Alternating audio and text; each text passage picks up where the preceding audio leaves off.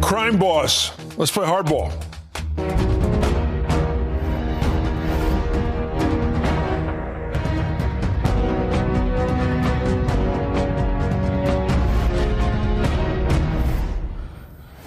Good evening. I'm Chris Matthews in Washington. We live in a country where the President of the United States uses the power of the federal government now not to serve the people, but to get back at his enemies. Donald Trump is now claiming complete authority over the Department of Justice, saying he has the right to direct a criminal investigation whenever and wherever he wants to.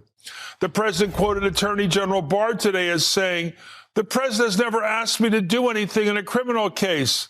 But more ominously, Trump then goes on to say, "This doesn't mean I do not have, as president, the legal right to do so. I do, but I have chosen so far not to." Well, this is a blunt assertion of unitary executive power that's seldom, if ever, been heard from an American president. And it comes in response to a rare rebuke from Attorney General Bill Barr, who told Trump yesterday to stop tweeting and talking about cases before the Department of Justice. I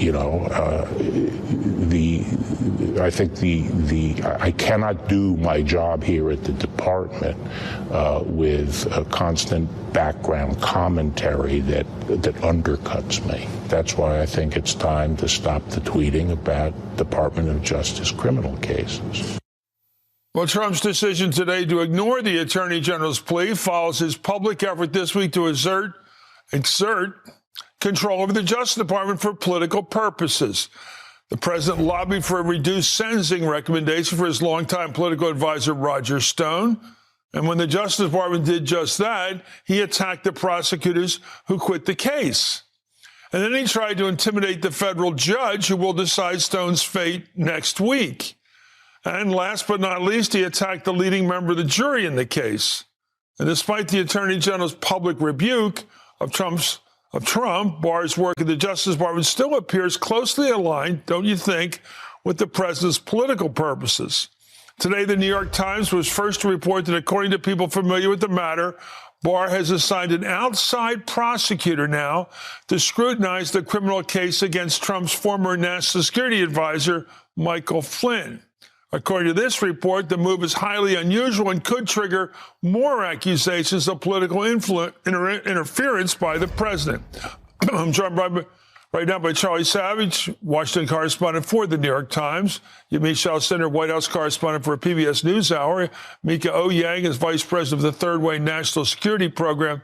And Charlie Sykes is editor-at-large at The Bulwark. Let me start with Charlie Savage.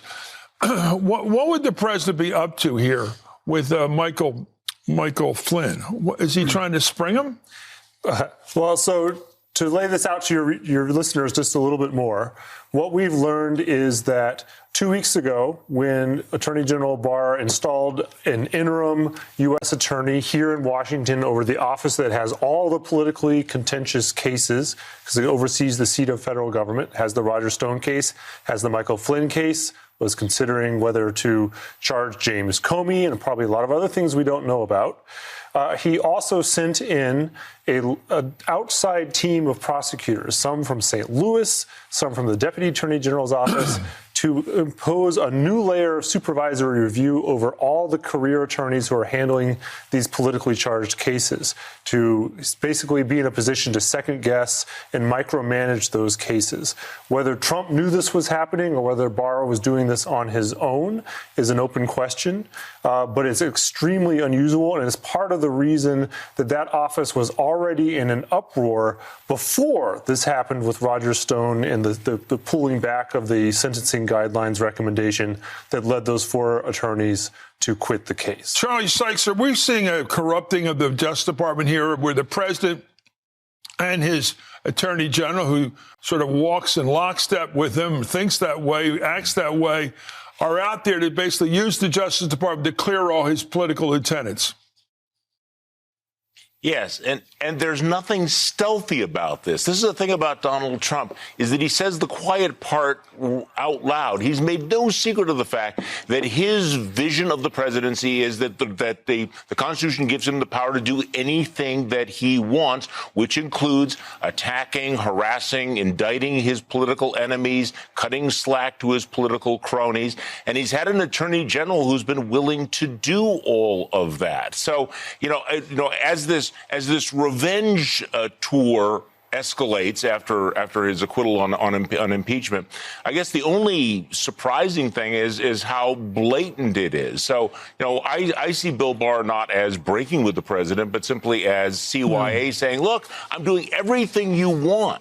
I'm protecting your buddies, your cronies, your friends. I'm attacking your enemies. But it's embarrassing if you give away the game by announcing it on Twitter. We've often talked in my generation about the advantages of Watergate because it scared us into how rotten a system could get, with John Mitchell as the president's buddy and former law partner running the show, basically being behind Watergate. But since Watergate, the idea was that the AG was an independent force in the country, an honest judiciary. Yeah, look, we've really seen a breakdown of these norms. We have the independence of the FBI, the 10-year term. We've done a lot of things to try and insulate our law enforcement apparatus from political influence. And what we're seeing here is all those lessons post-Watergate. This administration is not interested in them at all. They want their hands really on all the levers, making all the decisions, letting their friends off, starting investigations of the people who are causing them trouble. This is exactly the kind of corruption that our government was trying to fight in Ukraine. We were trying to say, you can't do this kind of using the prosecution to hurt your enemies. Well, as I just mentioned, Trump's tweet this morning asserted his authority to interfere with the Department of Justice, even though he still denies actually doing it. It's not the first time the president's denied accusations of improper conduct, while at the same time claiming he had absolute right to engage in such conduct. Here goes the run. I never told Don McGahn to fire Mueller. If I wanted to fire Mueller, I would have done it myself. It's very simple. I had the right to. And frankly, whether I did or he did, we had the absolute right to fire Mueller. In the meantime, I didn't do it. And there'd be nothing wrong if I did say it, according to everybody that I've read today. But I did not say that. It's not even under campaign finance. Number two, if it was, it's not even a violation. There was no pressure put on them whatsoever. I put no pressure on them whatsoever. I could have. I think it would possibly have been okay if I did. But I didn't. I didn't put any pressure on them whatsoever. Yamiche, let's talk about the unitary theory of the president's having power over all the executive branches of government. Everything in the government, including the Justice Department, is under his thumb. Well, where did he get that idea from? Well, I think the issue is that there are two things. There's the norms and traditions, and then there's what's illegal and what's legal.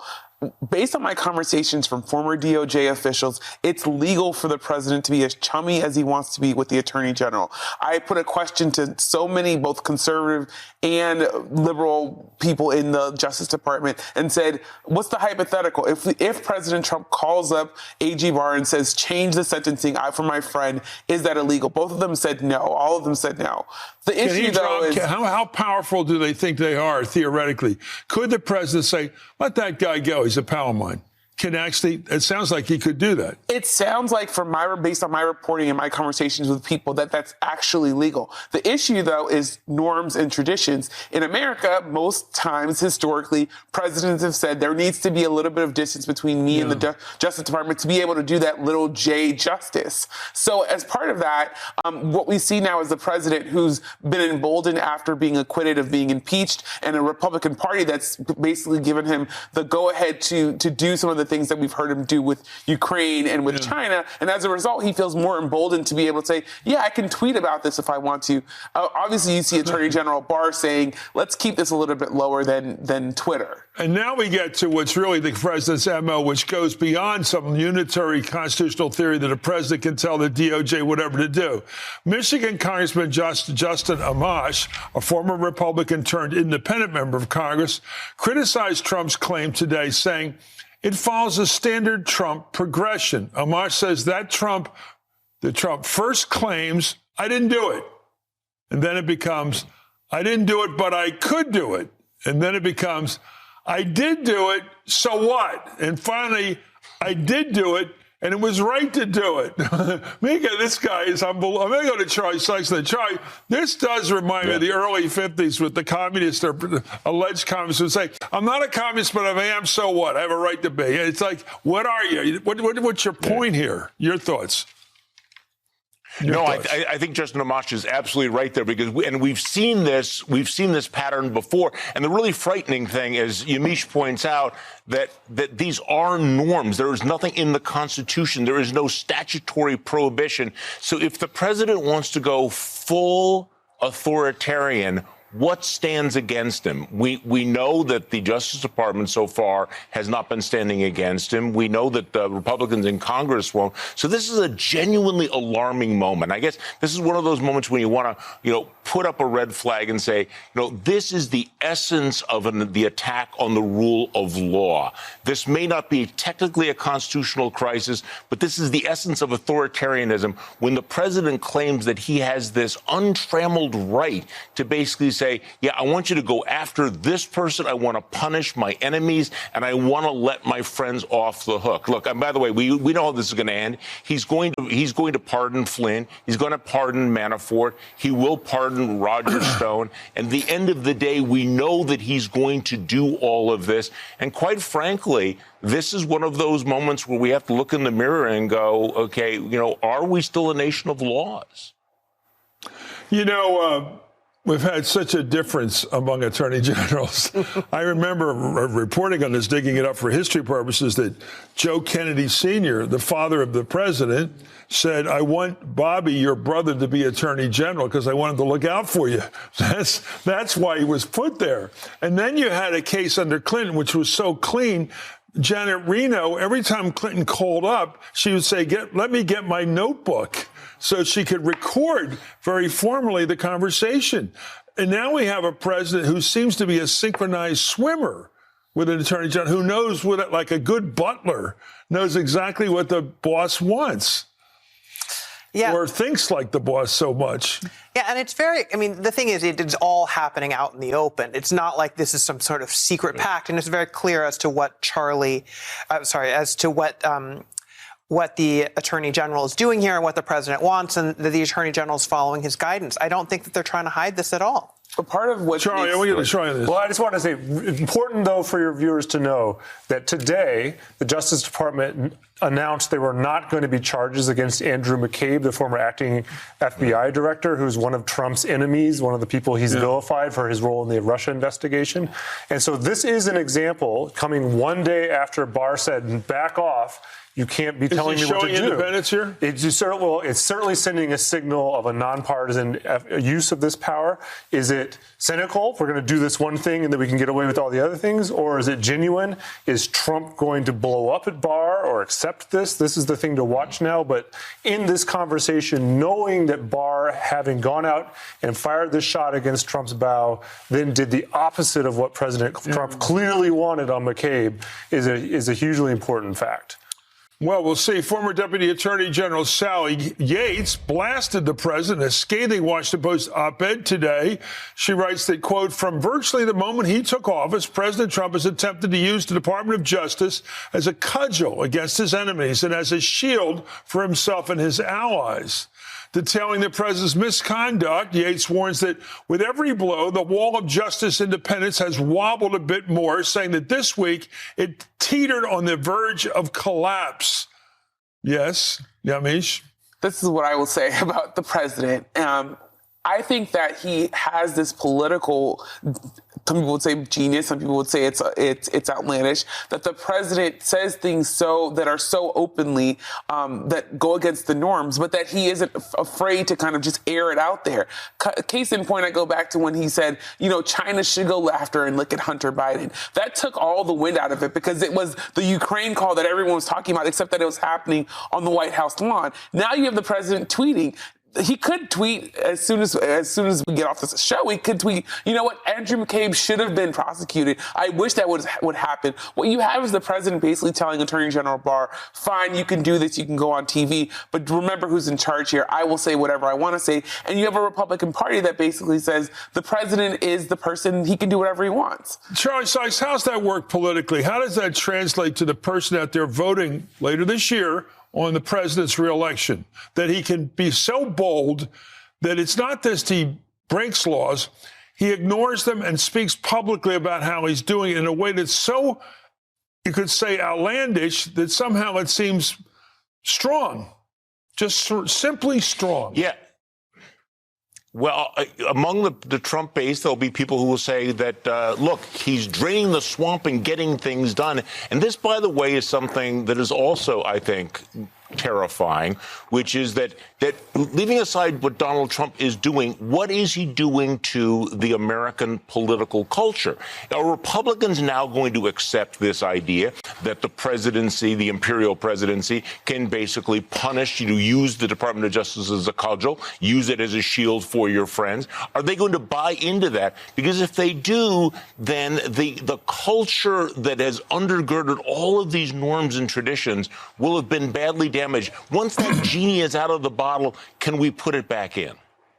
Let me ask a political question, just really simple, fill in the blanks. Who do the Trump people out there in the country, the real voters, the 90% of the Republican Party that wants to get Trump back in again next time, who do they want him to run against? Which Democrat or whatever do they want to be his main challenger come November?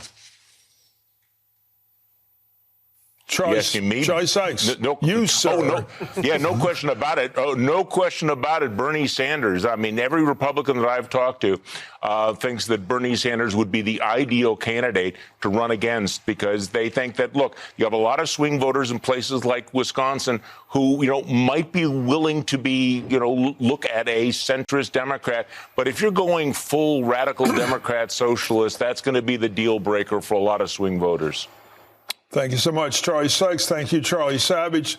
Thank you, Mika Oyang. You guys seems like Friday night people around here. Anyway, Charlie and Mika Oyang, thank you. It's great to end the week with you. And Yamish Alcindor, thank you. Coming up, emboldened by Republicans who won't hold him accountable, President Trump now admits that he was the one that sent Rudy Giuliani over to Rucan out of nowhere.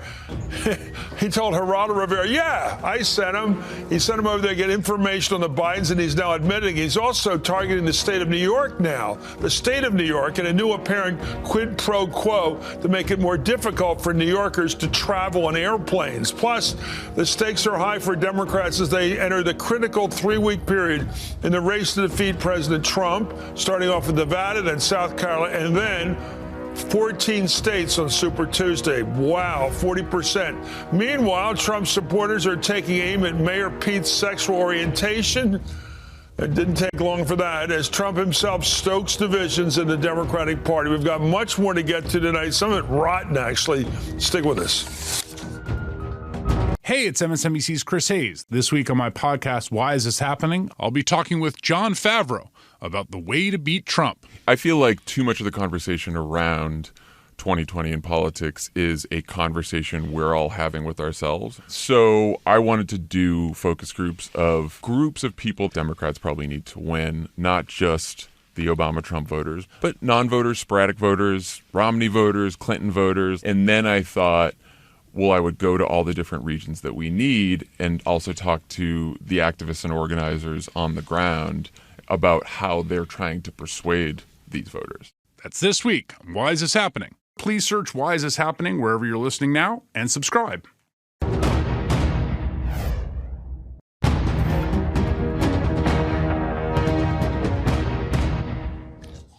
Welcome back to Hardball. Emboldened, you might say, in the 9 days since his acquittal by the U.S. Senate on 2 articles of impeachment, President Trump is now admitting to his misconduct out in the open, as we said, out in the open now.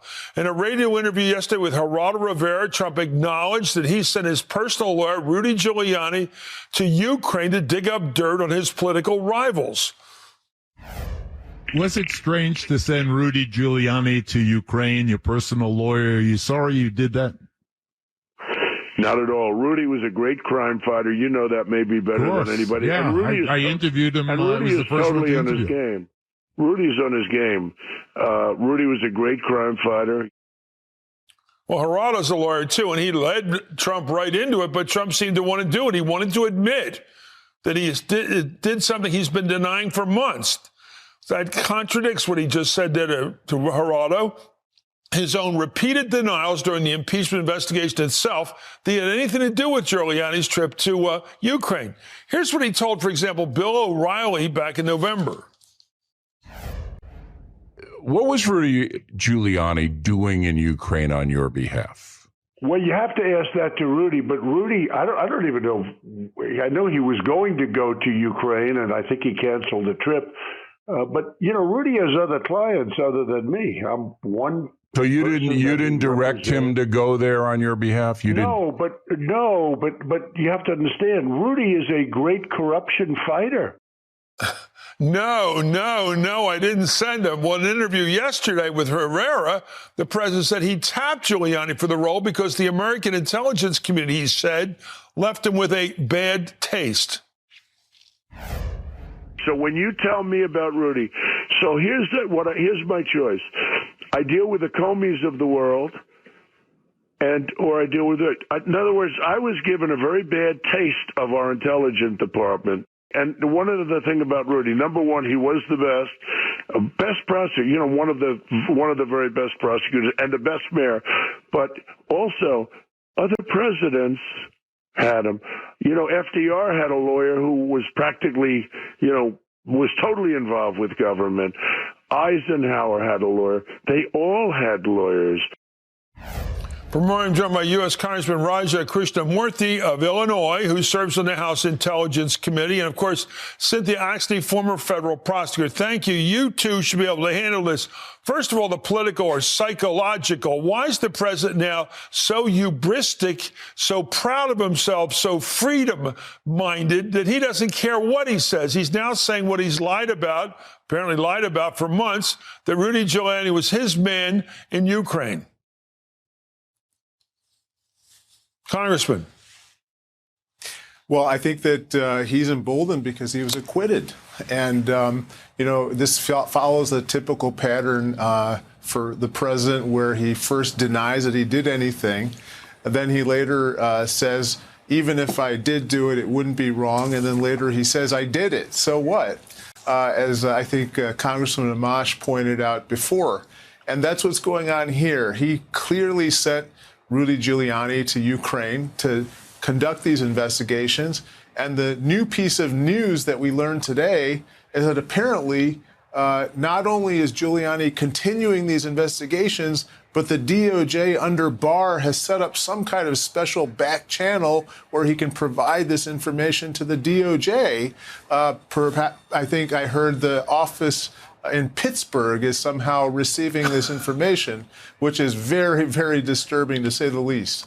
Well, Cynthia, what do you make of that suggestion box or dirt box in the DOJ out in Pittsburgh, where if Giuliani has got some dirt or smear he wants to do on one of the president's enemies or rivals, he can just throw it in the box and throw it into the system. Right. It's amazing. It's just amazing that the FBI isn't involved. It didn't occur to anybody that we have an entire criminal justice system that handles situations, but instead the president likes his buddy Giuliani, and it's not working any other way. And they don't like the prosecutors that they've had in the past that have said there's nothing to any of this. And so Barr has gone forum shopping. He not only is looking for attorneys to come in to work with Giuliani, but now he's also bringing in special groups to overlook the Flynn case. And he's trying to get do-overs on anything that the president's not happy with. Andrew McCabe today, they couldn't get an indictment on McCabe, and so they said that he wasn't going to be prosecuted. Meanwhile, we find out they're bringing in other lawyers to relook at the whole situation, and it's a bait and switch. So it's so sad for those of us who love the Department of Justice to watch as an entire generation of children, of millennials and the new generations are reared in a world in which the Department of Justice is a political weapon and not a place where justice is administered fairly and impartially. Congressman, what do you make of the fact he's out there going after his enemies, using Rudy Giuliani to dig up dirt or to smear people he doesn't like Joe Biden and his family, and also the fact he's out there apparently reviewing all these cases where he might be able to spring one of his Trump's people, like Flynn? I think it's deeply disturbing. I think at this point in Congress and the House specifically, we have to exercise aggressive oversight in a way that perhaps we didn't do even before. I think that, these folks at the DOJ are going to come to us for more money. They're going to come to us for new programs. They're going to come to us for modifications of old programs.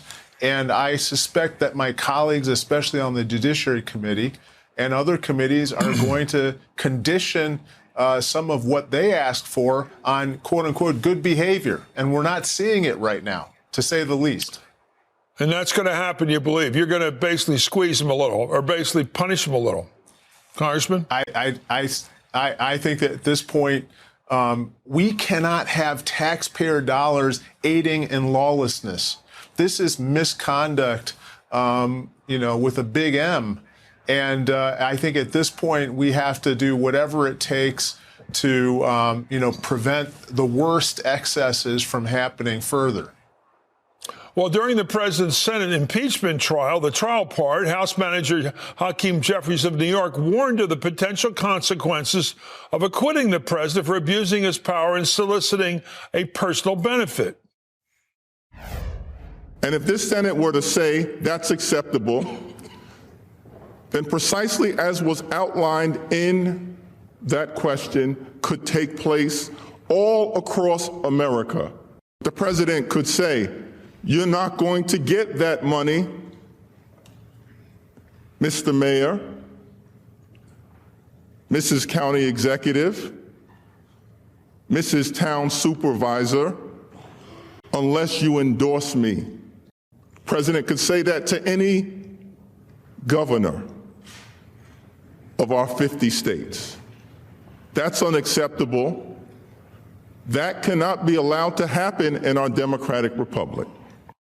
Well, that's one of the heroes, of course, of the House investigation, of course, the Senate trial, Hakeem Jeffries of New York. And now the president is being accused of looking for a quid pro quo with the state of New York. He suggested a link between his administration's decision to bar New Yorkers from joining trusted traveler programs like Global Entry and the state's investigations into his personal finances. Get it? Quid pro quo. They shouldn't be doing that. I'm going to punish them. Ahead of a meeting with Governor Andrew Cuomo just yesterday, Trump tweeted, "He must understand that national security far exceeds politics," adding, "New York must stop all of its unnecessary lawsuits and harassment." Cynthia, what do you make of that little quid pro quo? The president's making it more difficult for New York State citizens to travel because he doesn't like sanctuary cities or he doesn't like their prosecution of him. Right, exactly. And he's tweeted before that they're too interested in his lawsuits and his investigations. It also shows a fundamental misunderstanding of the way our government works. I mean, Governor Cuomo is not in charge of those lawsuits. That's the Attorney General. He just doesn't understand how things work. He believes what was said in the impeachment trial, which is anything that is in his interest is acceptable. That's essentially what the argument was at his impeachment trial. And that's what he believes. And I agree with the congressman. They're going to have to be much more aggressive. All the people involved at DHS in shutting down these trusted traveler programs, they should be in the Congress this week.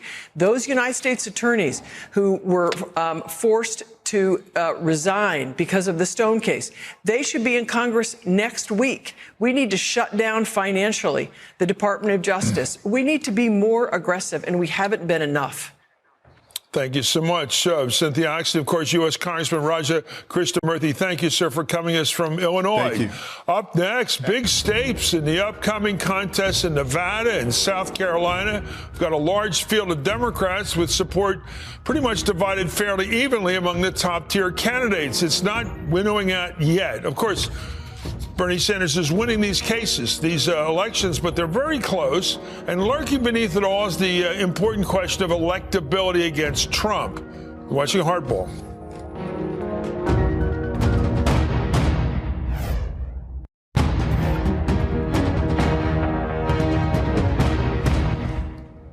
Welcome back to Hardball. With only 8 days now until the Nevada caucuses, candidates are already setting their sights beyond the Silver State to South Carolina and, of course, Super Tuesday coming soon thereafter. Today, only former Vice President Joe Biden and Senator Amy Klobuchar are on the ground in Nevada. A new Las Vegas Review Journal poll has Sanders leading out there at 25% in Nevada, followed by Biden at 18%. He's holding up there. Elizabeth Warren at 13%. She's holding up.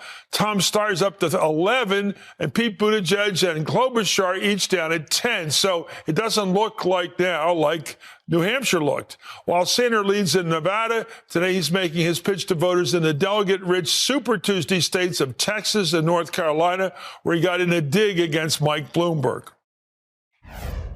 The other reason that we're going to win is, I think, all across this country, people understand there is something wrong when we have a corrupt political system that allows billionaires to buy elections. Now, we may be old-fashioned. What we believe in is democracy, one person, one vote, not billionaires buying elections. Well, Buttigieg is also focusing his attention on Super Tuesday states. Today, he's holding multiple events in California, and that state has the largest number of delegates, of course, 415 delegates. And as Buttigieg makes his case for the nomination, Trump and his allies are focusing their attention on him, not about his policies, but about him being gay. You won't believe it, and that's coming up next. You're watching Hardball.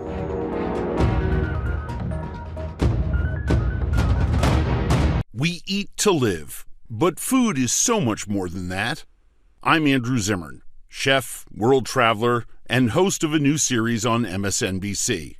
Join me as I explore our country, looking at the biggest social and political questions of the day through the lens of food. This week, discover how our melting pot of cultures is reflected by the food on our plates. I've spent years in the restaurant business, and without immigrants and migrant workers, our food system would collapse. I'm tackling the issue of immigration on the premiere episode of What's Eating America, Sunday at 9 p.m. Eastern, only on MSNBC.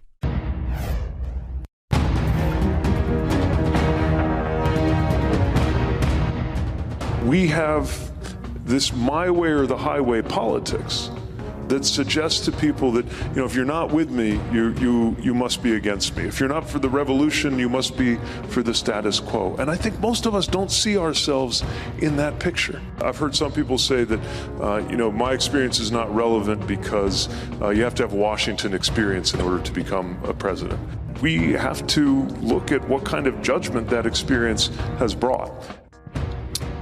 Well, here he comes, and welcome back to Hardball. That was former Mayor Pete Buttigieg last night in Las Vegas criticizing, though not by name, Senators Bernie Sanders and Amy Klobuchar. And while Pete Buttigieg is campaigning out west, President Trump and his allies are questioning whether the country's ready to have an openly gay man in the White House. The Washington Post calls it a possible sign of things to come. I'd say that's true. Here's what the president and his allies had to say. They've got to be saying, despite all the great ground that's been covered, America's still not ready to elect a gay guy kissing his husband on the debate stage president. What Limbaugh was talking about, and again, the way he said it is different than I would obviously say it. He's saying there are Democrats that are sitting there worried that this is going to be a bigger issue. Would Americans vote for a gay man to be president?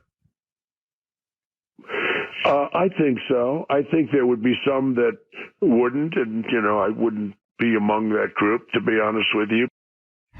To be honest with you, there's an interesting phrase by this president, to be honest with you. What's that mean? For more on Joe, Michelle Goldberg, the great columnist for the New York Times, and E.J. Jones, columnist for the Washington Post, and author of a great new book, Code Red. Sounds scary how progressives and moderates can unite to save our country. Thank you both. Let's start with this red meat. Michelle, why would people like Rush Limbaugh, who goes from 12 to 3 Eastern time, not travel time, not commuter time. I always thought he picked noon so you get the people that are just, well, a certain crowd. Anyway, your thoughts. Why would that be good for his audience? Why would he stoke up the anti-gay sentiment? I mean, Rush Limbaugh is a bully and a bigot who a lot of people probably best know for calling a college student a slut because she wanted health insurance to cover her birth control, right? I mean, of course, Rush Limbaugh is going to gay bait Pete Buttigieg. Rush Limbaugh always goes for the lowest common denominator in his attack on his political enemies. I mean, you probably remember his song about Barack Obama. I think it was Barack the Magic Negro, right? I mean, Rush Limbaugh, that's his stock in trade. Beyond that, I think that, Rush Limbaugh has long been this tribune of aggrieved and resentful masculinity, a generation of white men that is angry about their declining privilege, a sentiment that basically propelled Trump to the White House. And so, of course, they're going to play the gender card against either a gay candidate or a woman candidate. Most people today, EJ, you don't have to be a liberal to believe that your orientation comes from your birth, your God, from God. You don't decide, remember Trent Lott infamously said you choose your orientation like around 12 years old or 15 years old. It's like go to Walmart. It's like I'll make a decision. But why would the man who just got the Medal of Freedom put him around his neck by Melania Trump at the State of the Union address go right to this level? Because that's why he got the Medal of Freedom. He got the Medal of Freedom from Donald Trump because he has recited and indeed, let's give him credit, invented some of the most important and often nasty right-wing talking points we've seen in the last 30 years. And I think in a way, this is welcome to the big time Pete Buttigieg, because the fact that the right wing now feels they need to attack Pete Buttigieg by saying the country won't vote for a gay man shows that he is now a very serious candidate. Yes. And that this works, I think, only for much, much older voters, because the country has swung around on this issue faster, really, than on almost any other issue in our history. We got bigger things to worry about. Anyway, you bet. Yeah, meanwhile, in a rally in Manchester earlier this week, the president tried to sow discord by claiming that the chaos in Iowa last week, and it was chaotic, was the Democratic Party trying to steal the election from Bernie Sanders. Does anybody know who won Iowa? Nobody knows who won. Actually, I think they're trying to take it away from Bernie again. I think Bernie came in second. Can you believe it? They're doing it to you again, Bernie. They're doing it to you again. It's the same playbook he used, the president did in 2016 when he argued the Democratic Party had rigged the primary results against Sanders. Here he goes, or here he was. Bernie Sanders, it was a rigged deal. The whole thing is one big fix. Bernie, the system was rigged. Bernie Sanders with the superdelegates, I mean, that whole deal was also rigged. I watched Bernie Sanders work. Poor old Bernie, he's working. And I said, I think the system's rigged. You know, the superdelegates. What happened to Bernie? Where is he? What happened? So there were crocodile tears if I ever saw them. Michelle, what's he up to? Well, he obviously thinks he can divide the Democratic Party and play on the suspicions of, kind of the people who are most disaffected from the party establishment. I also think, it's pretty clear that Donald Trump wants to run against Bernie Sanders. That might not necessarily be the right political judgment. There was a lot of Democrats in 2016 that wanted to run against Donald Trump, right? And so I'm not saying that his judgment is right, but I think that it's pretty clear that conservatives think that if Bernie Sanders gets the nomination, that'll be their easiest path to Trump's reelection. EJ, you're the opposite of this president. You're trying to unite. This book's about uniting. How do you do it? Well, in fact, I think that what Trump said is why I wrote this book, because if progressives and moderates spend their time tearing each other's hair out over differences that are tiny compared to the differences both of them have together with Donald Trump and an increasingly radicalized Republican Party, he's going to win, and he knows that. What I argue in the book is that progressives and moderates broadly want to move in the right direction and in the same direction. And whether you're for single-payer health care or for the public option, you want to make sure everybody has health insurance. That's usually different from the other side. Another point I make is about the power of negative thinking, and that progressives and moderates need to think about how Ronald Reagan used three big antis, anti-tax, anti-government, anti-communism, to construct a whole ideology and really dominate our public thinking for about 30 years. And what Trump represents, his attack on immigrants and refugees, his attack on democracy, these are things that they both sides believe we got to fight against. Okay, great writer, great man. E.J. Dionne, academic, thoughtful leader. Thank you so much. Michelle Goldberg, still ahead, by the way. Polls point to a unifying issue for the Democratic candidates, gun control. It is a partisan issue. The Republicans under this president are not serious about it, and they never cared that much about it altogether. But the Democrats do. On the 2-year anniversary today, which is today, of the Parkland shootings, which cost the lives of 17 people, we're going to look at the promises Trump made in the aftermath and versus what he's actually doing to put the stop to school shootings, which is nada. You're watching Hardball.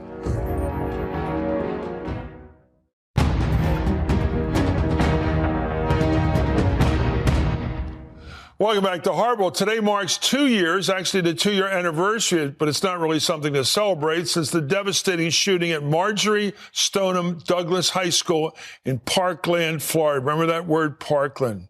That tragedy and the numerous other mass shootings in this country have occurred since, have made comprehensive gun reform a main issue in the 2020 campaign trail. And the Democratic candidates appear to be unified on it, believe it or not. Here they are. Well, one of the biggest issues we have to face is gun violence in this country. Getting it done means passing sensible gun safety laws that protect our children and communities. There is no excuse for us to go one day longer without acting to make sure that the Second Amendment can no longer be twisted into an excuse to do nothing at all when it comes to gun violence. We need national background checks of our guns. We need to get weapons of war off our streets. My promise to you is that our gun policy will be written by the American people, not the NRA.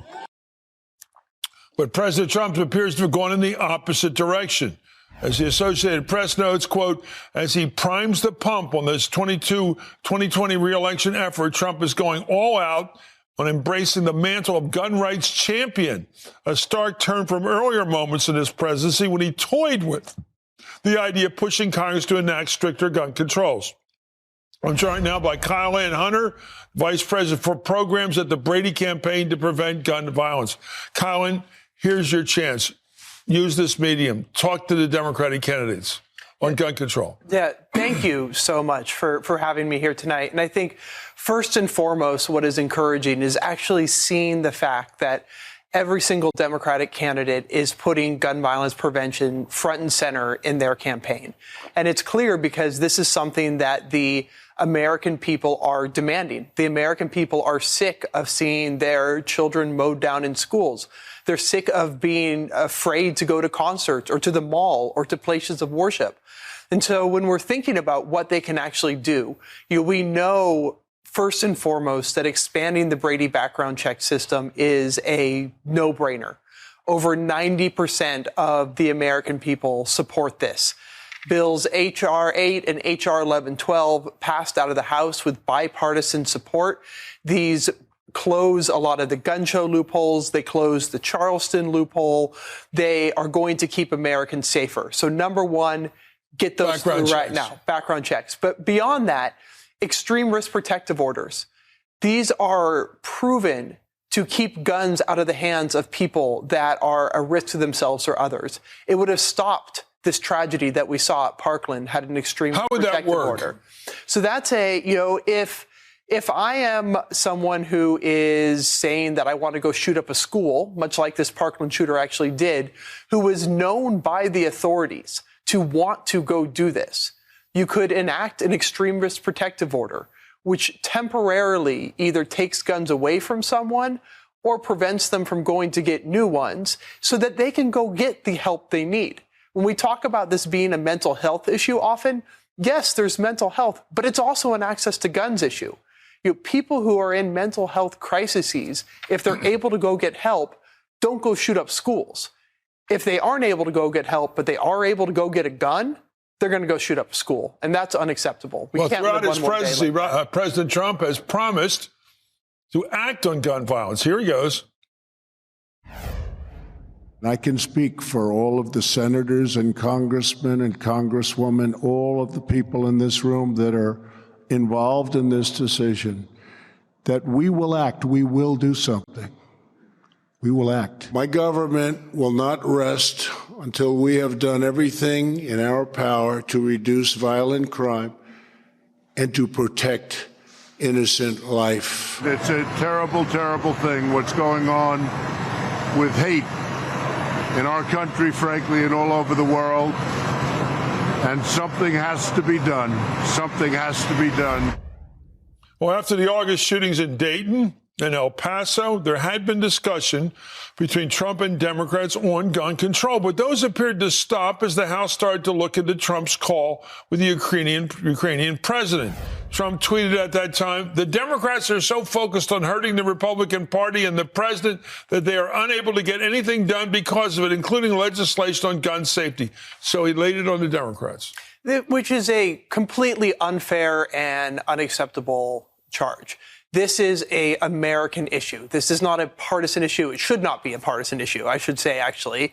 It is something that is supported by all Americans. And he can act right now. We have repeatedly called on him to tell Mitch McConnell to take up H.R. 8 and 1112 that the House passed as a start to save lives. So basically, better background checks, more comprehensive, and find out people who really are in danger, making sure they don't get guns. Correct. And then also renew the federal assault weapons ban. Okay. Thank you, Colin and Hunter. Thank you so much. Up next, the pathos of a concession speech.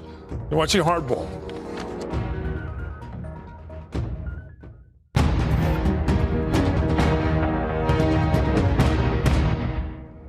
I'm a romantic about politics. I like it when a person stands up there for what he or she believes and accepts the consequences. I think the great moment of truth can be the concession speech, when the candidate is told it's over, and they have 15 minutes to get up on that stage in front of their supporters and say they've come up short. And sometimes the concession speech is more memorable than the one by the victor. Here's an example you might hold dear.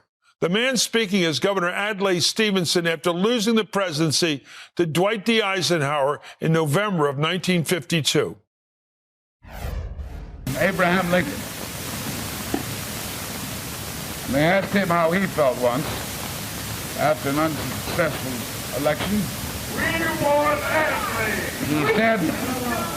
He said he felt like a little boy who had stubbed his toe in the dark. That he was too old to cry, but it hurt too much to laugh.